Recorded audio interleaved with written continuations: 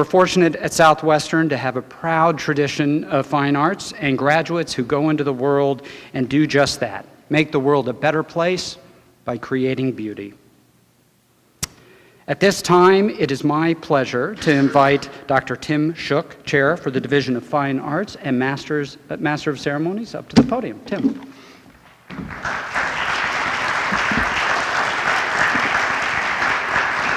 Thank you very much. I am Tim Shook, and I serve as Chair of the Division of Fine Arts. Before we begin, would you please help me thank one more time Mr. Aiden Wells for his performance this morning.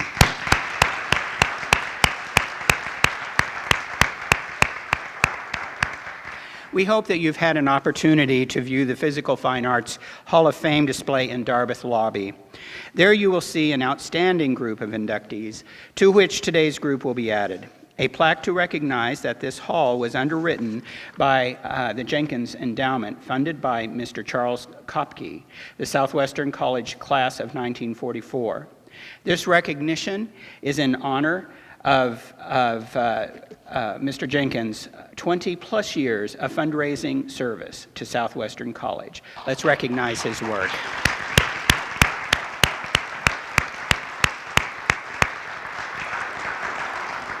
Before we begin with our current Hall of Fame, I'd like to introduce you to some potential future inductees.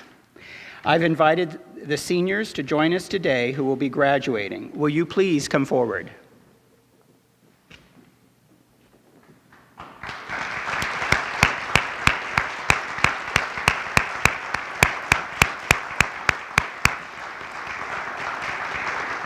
They will introduce themselves to you and let you know about their plans for the future after graduation. Go ahead. Hi, I'm Leslie Wofford. I'm going to be graduating with my degree in music performance, and my plan is to move to California and play in some symphonies and continue my studies in music therapy.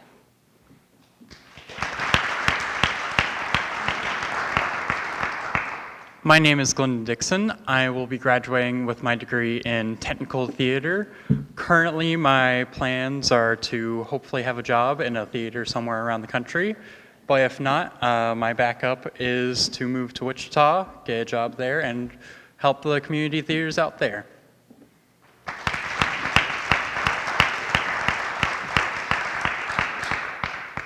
Hello, my name is Benjamin Eckhoff. I will be graduating with a BA in Theater Arts with an emphasis in technical theater and theater performance. And I'm currently looking for theater employment. My hopes is to go into either stage managing or props.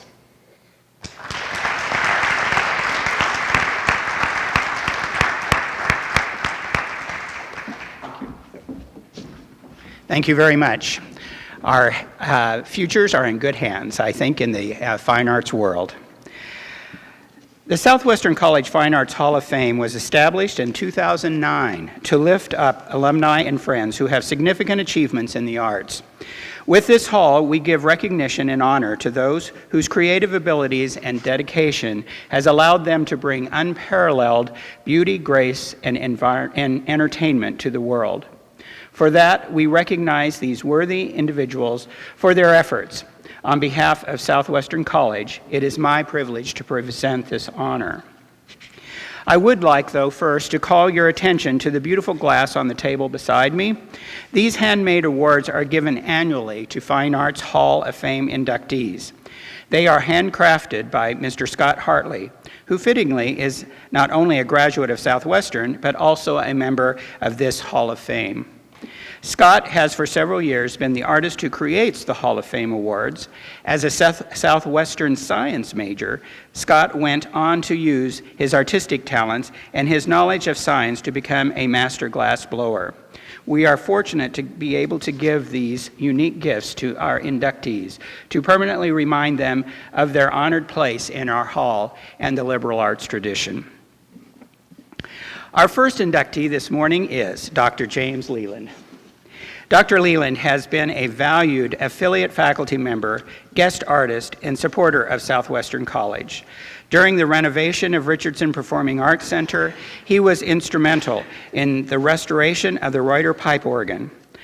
Leland is Professor Emeritus at Hollins University in Virginia, where for 34 years he taught organ and harpsichord and conducted the choir. A graduate of Oberlin College, he received his doctorate from Northwestern University. The keyboard music of J.S. Bach is his particular interest. And under the Robert Shaw's direction, Leland performed with the Detroit and Atlanta Symphony Orchestras and toured with the Robert Shaw Chorale. Along with recitals and choral concerts each year, Leland appeared as soloist several times with the Roanoke Symphony and its chamber ensembles. He moved to Winfield in 2002 and is organist at Grace United Methodist Church. It is my privilege and honor to work with Dr. Leland. He brings a passion for organ and harpsichord and music in general to students who love and absorb the information he offers. As faculty, he provides wisdom, always through humility. Thank you, and let us welcome Dr. Leland.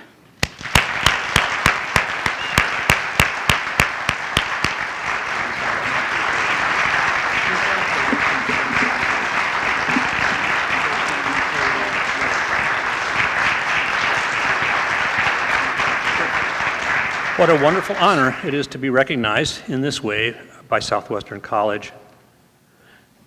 It's intimidating to be entering the Hall of Fame, joining people whose engagement with Southwestern and whose significance for the college has been so much greater than mine. Many of the residents of the Hall of Fame I've had the opportunity to know, including legendary musicians Ross O. Williams and E. Marie Burdett. Some of the recent inductees, Jim Strand, Lou Tharp, Madeline Norland, and the late Don Gibson and Ken Forsyth have been my friends. The lives of these people are tremendous assets to the college. Ben Gibson, my college classmate and lifelong friend, introduced me to Winfield and Southwestern and is mainly responsible for my later connections to the college.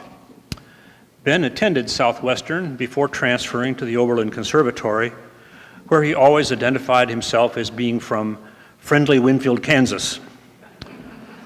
From his descriptions, it was evident that Winfield was an extraordinarily musical city with powerful town-college relationships, public school and college ensembles of high caliber, annual oratorio performances described somewhat expansively as drawing musicians from a 5-state area, and possessing such luxuries as an occasional composer in residence for the entire community. Quite a place. As a personal note, I should mention some special Southwestern personalities with whom I crossed paths during college studies in faraway places. Hall of Famer Lou Tharp, then Lou Edwards, joined in a weekend in Innsbruck, Austria, when we were all only about 20 years old. During graduate years at Northwestern University, future Southwestern President Carl and Mary Lou Martin lived in Garrett Seminary married student housing directly across the street from my apartment. Future Southwestern College Dean David Nichols was also at Northwestern working on his master's degree, and Evanston is where we all first met. My annual summer visits to Winfield began in 1965. After 12 years, Ben Gibson left college teaching and returned to his hometown, joining the administration at Southwestern. I always loved my visits to with Southwestern organ professor Jim Strand, a fine musician and advocate of the pipe organ and its music, who kindly allowed me to practice on the college organs. These summers in Winfield also included terrific musical performances by the Horse Feathers and Applesauce Troupe, a memorable enterprise that was led by Roger and Allison Moon at that time. In 1968, I began teaching at Hollins University. Since it is not a well-known place in Winfield, I'd like to say just a word about it. Founded in 1842, Hollins was and still remains a private liberal arts college for women, located in a valley in the Blue Ridge Mountains just outside Roanoke, Virginia. It was a privilege to live on that stunning campus, and my work with the choir and in the music department and college chapel was very well supported. The college chapel tower houses a 47 bell carillon cast in France, and that magical sound in the valley is my most touching memory of the years that I was there, I think. Retirement from Hollins and my permanent move to Winfield came in 2002. Since then, I've enjoyed all sorts of rewarding projects at Southwestern, and the college has given me the opportunity to extend my teaching years a bit. Students in the Fine Arts Division have been generous and kind to me in all ways. I was especially glad to be asked to help plan the renovation of the pipe organ in Richardson. The college's decision to undertake this expensive work was a courageous one, and I hope the instrument's future will validate it. Through all this, Professor Shook has graciously welcomed me to the faculty. Affiliate teachers such as myself require special tending sometimes, as he will attest. Tim is, of course, an accomplished teacher who patiently and thoughtfully leads Southwestern's fine arts program through its ongoing evolution. Also, I have to say the success of the renovation of the Performing Arts Center in this great room that we're enjoying today is much due to his leadership. Two of my fine organ students are on hand to play today. Aidan Wells, a current senior at Southwestern, opened this morning with a short, intricate piece by Nico Muehle, a young and currently quite famous American composer. Luke Nicolay, a recent Southwestern graduate who last night played a colorful recital here, will conclude our program with a dramatic German work from 1899, an introduction in Passacaglia by Max Reger. This spring, Luke will earn master's degrees from the University of Kansas in organ, church music, and conducting. I am grateful for their playing today, a nice surprise that was arranged by Tim Shook and Charles McKenzie. And for this morning's entire celebration and tribute, many thanks to Charles McKenzie and to Tim. Once again, my profound thanks to all of you for this Hall of Fame honor.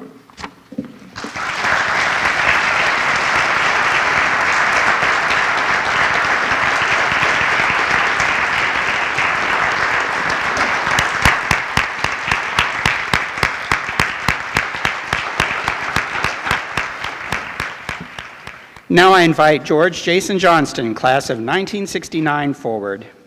George Jason traces the trajectory of his professional life to his first Southwestern College stagecraft class, when he designed the living room set for Sound of Music. Although the director ridiculed the set color, Johnston was hooked. By 1972, he was working in the interior design field in Oklahoma City, and in 1982 started Jason George Interior Design, Detail and Design. The firm designed university spaces, created museum exhibits, designed the governor's office, and created a niche market of accessible master suites. He was the driving force behind creation of the little theater located behind the sanctuary at St. Luke's United Methodist Church, serving as executive director of arts at St. Luke's and managing and producing multiple shows. He is an audition member of the Canterbury Choral Society and is heavily involved in community service. And I believe this evening is going back to enjoy a performance with that society this evening. So, George Jason continually brings generosity of resources and ideas as a member of the Fine Arts Advisory Council and then currently the Fine Arts Vision Council. We thank him for his generosity, and let's welcome him to the stage, please.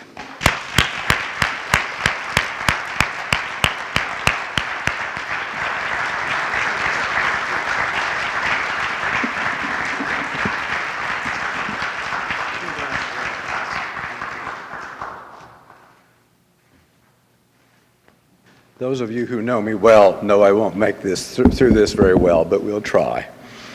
It's down on paper, and I'm following the method of our senior pastor who always says, go over it 5 times.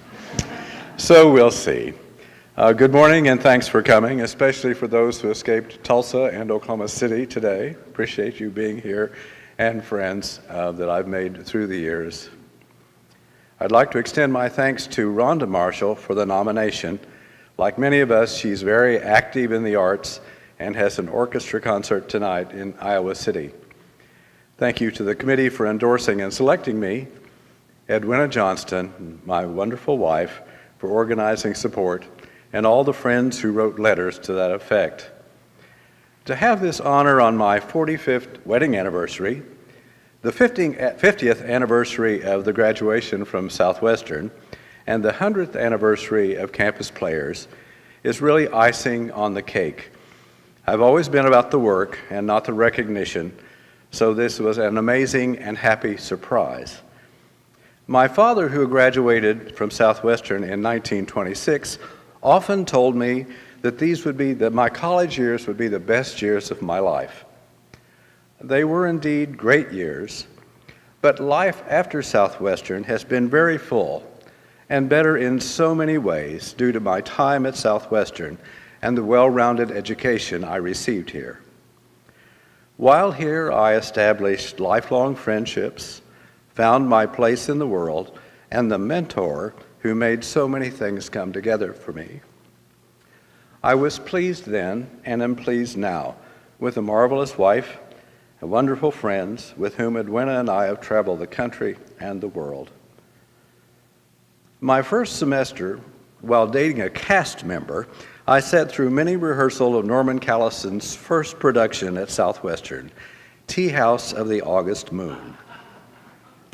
I was hooked. I took stagecraft class my second semester, designing the living room for Sound of Music. I was very proud of that set. Norman, however, upon seeing the set for the first time, asked, "Why the hell did you paint it whorehouse purple?" And I never again used Prussian blue. Campus Players has lots of lore, and whorehouse purple is actually the first of my 2 entries. I was very fortunate in my 4 years here and a graduate school following. Every stage set I designed was built for production. Designing was, as I came to realize, my job for life. Professionally, I've been designing high-end residential interiors since 1972, founding my own company, Jason George Interior and Design, in 1982. At this point in time, I do an awful lot of adaptive reuse for aging in place. My senior year, I designed a memorable revolving set for Oliver. My niece was here the last time for that show. Anyway, as well as I began the quest to produce Tom Jones, the musical, for my directing final. Everyone who's ever been on the Campus Player website is really tired of seeing me sitting in one of Helen Graham's favorite chairs with the giant playing card set in the background. I apologize. It's always there. In 2014, Canadian Broadcasting Company commissioned Tom Jones, a musical based on the Henry Fielding novel, for television. A cast album was made, and John Asha brought that to college with him. From that recording, I transcribed the libretto, and blessed with the remarkable music talent of Gail McMillan, who transcribed and arranged the entire score for harpsichord and quintet, we got the show produced. In 2014, because it seemed to be in vogue at the time, I thought, let's have a senior production of my senior directing final with the original cast. We did have that cast, and Callison and Marshall Offspring, with whom many of the cast remembered babysitting during horse feathers and applesauce summers. From the large list of campus players I asked to join the cast, many had graduated after me, but are now wonderful friends. It was a remarkable, crazy homecoming, and it went well, even at 10:30 at night. To my great joy and surprise, in that late-night audience were Wallace and Ina Gray. Talk about people who made a difference in life. As well as Tom and Mari Will Robinstein. Mari's mom and my dad were graduated together here in 1926. I was privileged to work on the Tamari Technical Center with Roger and Allison doing interiors and colorization on Tom and Mari's behalf. She tells me I am the only one who calls her Mariana. I said, well, that's what your mother always called you. So, in 2009, before Tom Jones, a core group joined together to organize and celebrate the 90th anniversary of Campus Players. Thanks to all of those who were part of that event and who brightened everyone's weekend so much. For me, there is no better feeling than to bring people together to celebrate life, both past and present. The 100th anniversary is this year at homecoming, and I have high hopes for this one as well. I was mostly a behind-the-scenes kind of guy, but from time to time, I did get a walk-on part. Mailman, strolling man, dying soldier. This brings us to my second entry in campus player lore. Let's just call it the curious incident of the splitting seam. It has to do with two words that should never go together: tuxedo and tighty-whitey. We had tons of old tuxedos in the costume room, so Norman decided we would do the unnamed Scottish play in formal dress. I had one line in the play, after which I was to fall on a mound about here of previously dying soldiers. So I fought, I died, facing upstage. The threads in the old tuxedo pants split, and the audience knew forever that white was the chosen color of my underwear.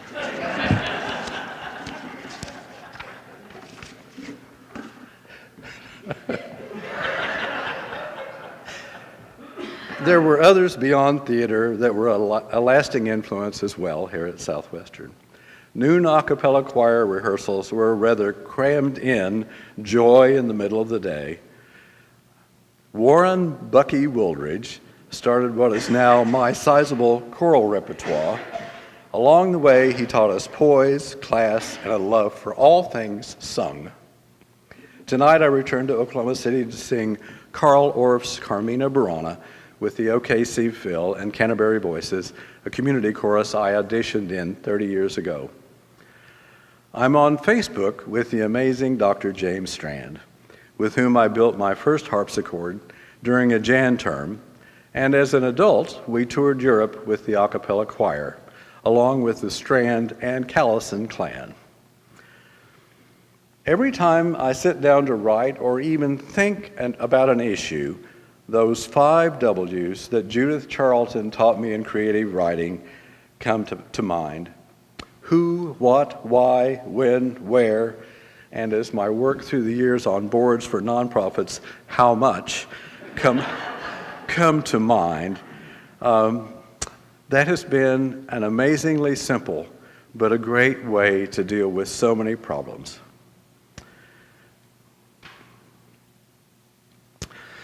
Okay. In 1995, I've done so well so far. In 1995, St. Luke's OKC began a theater program. I was cast in the production as the world's oldest, tallest Linus. There were only 6 people that auditioned, and there were 5 parts in the show. I had to have something.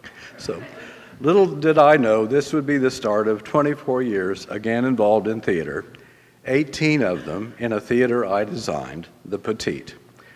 What started as a church basement theater grew into a school enriching and producing Broadway-bound actors.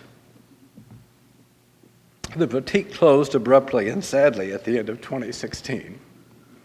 It was only a month or so later that Edwin and I got the great news that John and Rhonda Marshall were coming through Oklahoma City for the first time since their daughter, Heather, was 3. They were excited to see the petite. It was a very sad day. On a brighter note, the sun came out at the petite this past week with the production of Annie, for which I'm very thankful. I told you I wouldn't make it through. Travel. Yes, Edwina and I have traveled 20 countries and counting. Leadership, church, and family. And family, I should say, F-R-A-M-I-L-E-Y, friends who are the same as family, have all been such a blessing in our lives. So here we are. I thank you for the honor of being inducted into the Southwestern College Fine Arts Hall of Fame. I stand here thankful for a very wonderful life, great friends, and waking up to new and wonderful ideas each and every day. My time here helped shape me into someone who tries to make a difference. We need leaders and artists. I'm betting there are many being formed here at Southwestern today. May they lead us into a brighter future and have as much fun along the way as I've had. Thank you.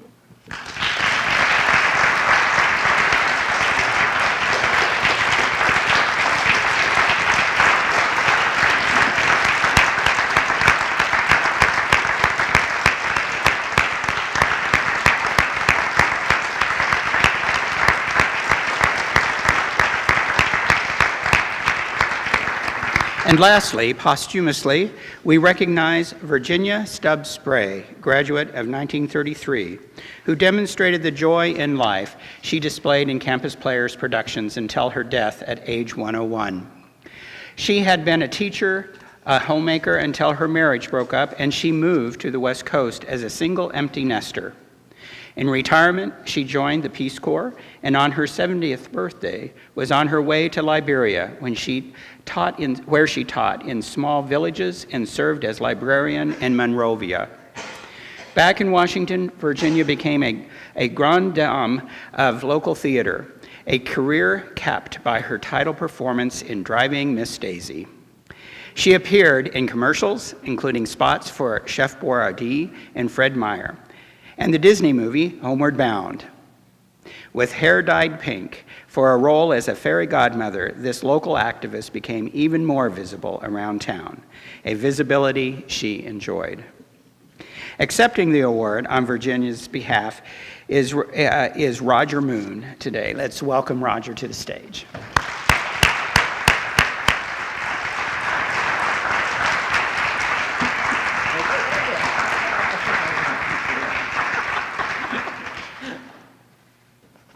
I believe it was on Thursday, I got a text message from Charles. Would I give him a call? He had a question. And Allison had clued me into what the question might be. I have insider sources. So I went in to see him on Friday, and it was to ask if I would accept this gift for Virginia Stubbs spray. And I said, surely, partially because my great regrets, and Allison regrets that she's not here. She's out in Santa Fe this weekend for our granddaughter's dance recital. So she sends her regrets. I have a bigger regret that I did not know Virginia. And I'll put aside the regret that I didn't have more time to find out who Virginia was, really to talk to her children, to her grandchildren. So I'm piecing some history together that I pursued yesterday and tried to sift through and piece together last night. But Virginia was born in St. Louis. This would be in 1912, in December. She moved quite a lot. Actually, they moved to Albuquerque because of her father's failing health. And then after he died, while she was quite young, they moved back to her mother's hometown, which was Burden, Kansas. All right. Somebody mentioned a couple of years ago, about what does it mean to come from a town named Burden? She came to Southwestern, lived there with her parents and grandparents in Burden until she came to Southwestern in the fall, September of 1929. I looked up, I found her freshman picture. It was interesting that the freshman picture, catty-cornered to it, is a picture of Jane Swartz, from the STs to the SWs, which would be my mother, who also started school in that year. It was not an easy year for Southwestern College. If we think we have financial challenges eternally, well, that was a peak. That was some peak times. She pursued Southwestern. All right. It is not surprising that the description of Virginia in your program would say that she demonstrated the joy and life she displayed in campus player productions until her death at age 101. But it is accurate because campus players at that point in time actually had taken on the role since 1919 of being in charge of all campus productions. There were lots of productions that had happened. Just was running across also production pictures from the very earliest yearbooks of elaborate productions, from Shakespeare's Twelfth Night to something the Barbarian. They were great costumes in this piece that Frank Gilson had directed back about 1912. The productions that have been produced were by the social sororities and fraternities, the Bells, the Bell Letters, the Athenians, and the campus players took over being in charge of those productions. There were dramatics classes, but it was not called theater. And so Miss Virginia Stubbs actually majored in expression. All right? There were oration teachers, expression teachers. When I had the chance to accept for Helen Graham back in 2009, why, I knew that I should articulate, all right? I'm sure I should for Virginia also, all right? Because Miss Virginia studied not most with Helen Graham, but with Edith Dielman, who taught expression, right? It was fun doing the accepting for Helen Graham, because in junior high I had gotten to study with Miss Graham down in the little theater to take lessons. In grade school I took lessons for 6 years from Miss Dielman, where I learned my articulation, all right, that Virginia also pursued. It's interesting that Miss Graham had an English major. Most interesting is that Virginia Stubbs was not a campus player. One might assume because of the obituary and the writing that her children did and sent to Southwestern, she would assume that she was a campus player as much as those productions meant to her, but she was not. Oh, I wonder why. I think about Jason and John. I don't know if there are other campus players who would have been juniors and seniors when I was a freshman, but I think about some of the discussions about who should come in and who might not come in because they had not quite towed the line of campus players in the right way, and other reasons. Yeah, you're laughing. You know what I'm talking about, all right? And it doesn't end, perhaps. And perhaps that was not the beginning of it, but Virginia was not a member of campus players. It may have been because she was working 2 jobs and didn't have time to dedicate to campus players to do the number of responsibilities that were expected of campus players. A lot of reasons, possibly, that she was not in there. Financially, she finished at Southwestern studying. She had pretty average grades. They let me peek at the transcript after they finally found it. Those were buried pretty deeply from 1933. She then went on to Northwestern to study expression. And the number of professors, including Miss Dealman, who had studied at Northwestern or DePauw University, is the majority of professors since 1889, when the first ones were added to the faculty here in oratory and expression. She went to study there, but she was only able to study 1 year because of finances. The money from her father and the estate had run out. This would be 1934, in the height of the Depression. So she returned to Burden, and there she met her husband here in this area. They married. They lived in Arkansas City. They had 2 children.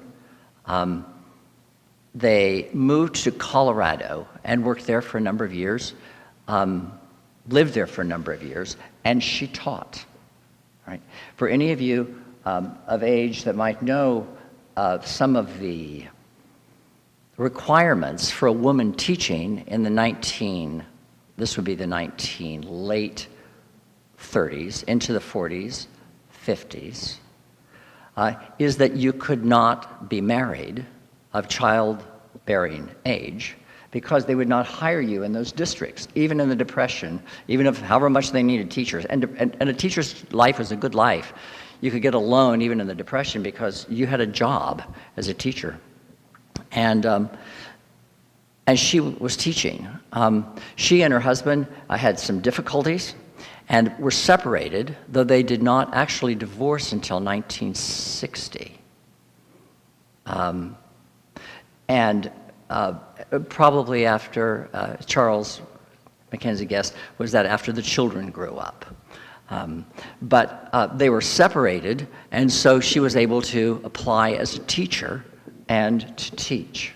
And I don't know what she taught. If you can take on expression, and you can take on anything, and as I'm just talking to some teachers who are out there now, they find out they're teaching, oh, you're going to teach that, I'm going to teach that, and going to teach that too, and stay ahead of the students, you can do it. So she taught. After she retired, she moved, and they were divorced while she moved. Actually, they lived in Paola, they were back in Colorado. She moved around quite a lot, and then retired to the Northwest. They mentioned some of the advertisements that she began doing, all right? I love the one that is for Fred Meyer and Chef Boyardee. She also did it for Big O Tires. And I wonder what that commercial was like. And then was in the Disney movie Homeward Bound. Had a great life doing theater. But talk about a woman who wanted to do things the way she did. And it's clear that in her life at Southwestern, she learned to adapt. She may have been a major in expression, but it was about learning in a liberal arts college to put it together in her own way, to learn about life and to find truth, and not just about what she was going to do as an occupation. Because she would, in her life, have many, many shoes and hats that she would wear. But she was always Virginia. And she was a bold Virginia. Joined the Peace Corps at the age of 70 and worked in the Peace Corps for a number of years, traveling internationally, in not some necessarily safe and comfortable situations, and then returned, continued to do theater, and it doesn't mention that here, that though she dyed her hair pink, I wanted to do that. I didn't have time for that one either. Though she dyed her hair pink for the fairy godmother, she kept it pink through the rest of her life. And loved in the retirement home where she lived, was known for her fiery personality and as well as her pink hair. I think it's really exciting. I was talking recently with another student who was not a theater major at Southwestern, and thought about the other students who were not theater majors, who were not expression, who may not have majored in the arts, but the arts made a big difference in their lives. I think about Carolyn Harrison, Roxy and I just mentioned, who was not a campus player, but she was the leading force, the major driving force in the founding of Winfield Community Theater. Think about John Zink, who was not a campus player, but went on to work internationally as a stage manager in props design, international touring companies all over the world. Think about so many through the years. Think about Paul Brown, who was invited into campus players and then said no, life was too complicated. And the demands of his life, and he didn't think it would be fair to campus players, and nor fair to him, but he would like to do theater when he had a chance to. So the way theater and the arts complement our lives, which I think you put so beautifully, Brad, in your opening statement. It's exciting, I think, here in the anniversary year of Campus Players to honor somebody who made a difference in the arts in the world and was not a campus player, because they pursued making the world better, as well as their own lives better. So anyway, I thank you on behalf of Virginia, and I wish her children and grandchildren could be here, because she's beloved, and I'm sure that they will receive this with great satisfaction.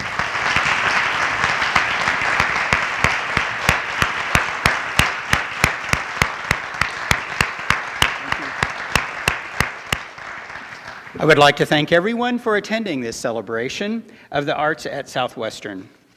Let us conclude with the postlude performed by alum and student of Dr. Jim Leland, Luke Nicolay.